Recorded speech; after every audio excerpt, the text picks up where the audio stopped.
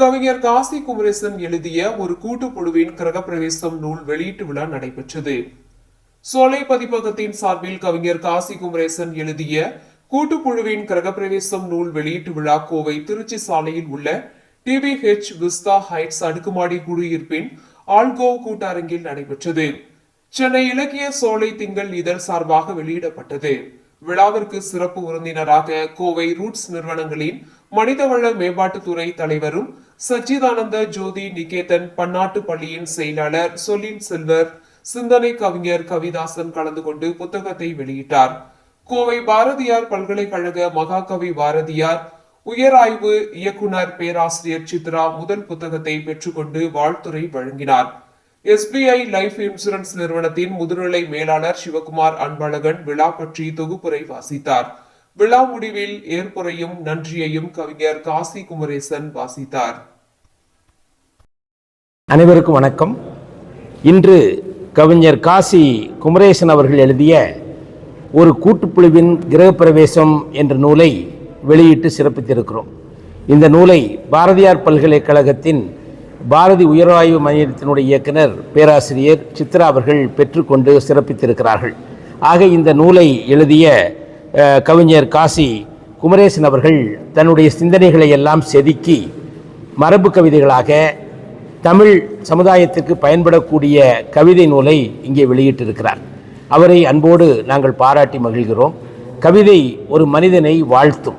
காலந்தோறும் பல புத்தகங்கள் மனித சமுதாயத்தை அடுத்த நிலைக்கு உயர்த்தி கொண்டிருக்கிறது. ஆகவே மனிதன் மனிதனாக வாழ்வதற்கு புத்தகங்கள் பெரிதும் பயன்படுகிறது. தொட்டு தொட்டு பார்த்தால் வெறும் காகிதம், தொடர்ந்து படித்தால் அது வெற்றியின் ஆயுதம். ஆக எங்கு சென்றாலும் புத்தகங்களை பரிசீலியுங்கள்.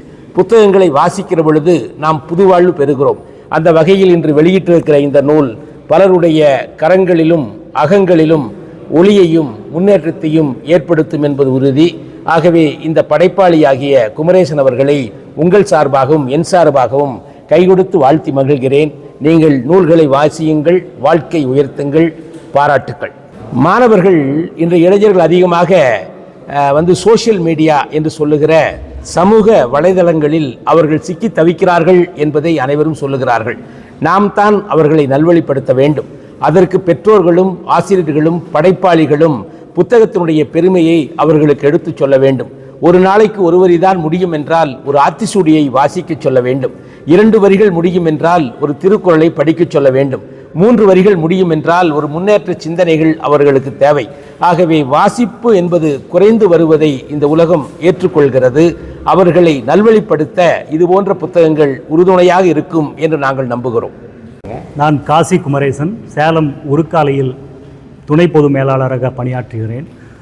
கவிதை எழுதுவது என்பது ஒரு பொழுதுபோக்காக ஆரம்பித்து அது சமுதாய சிந்தனையை வெளிப்படுத்த வேண்டும் என்ற ஒரு திசையை நோக்கி நகர்ந்ததை என்னால் உணர முடிந்தது. காரணம், பல இன்னல்களுக்கு இடையே நான் பணியாற்றி வந்தவன், பல இன்னல்களுக்கிடையே படிப்படியாக உயர்ந்து வந்தவன்.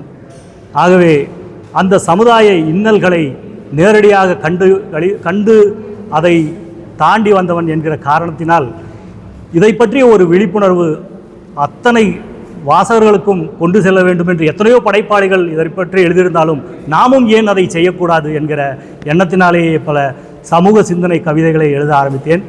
என்னுடைய வேண்டுகோள் என்னவென்றால் ஒவ்வொருவரும் கவிஞராக வேண்டும். அப்பொழுதுதான் அவர்கள் தன்னை சுற்றி நடப்பதை மிக தெளிவாக பார்ப்பார்கள். அவர்கள் இந்த சமுதாயத்திற்கு நிச்சயம் நல்ல நல்ல செய்திகளை கொண்டு வருவார்கள்.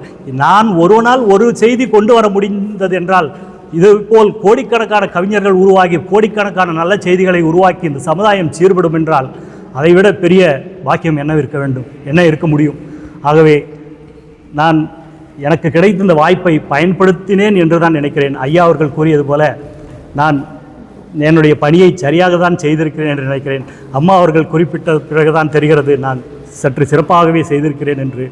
என்னை மேன்மேலும் இந்த கவி எழுத இது ஒரு படிக்கல்லாக இருக்கும் என்று நினைக்கிறேன். நன்றி, வணக்கம்.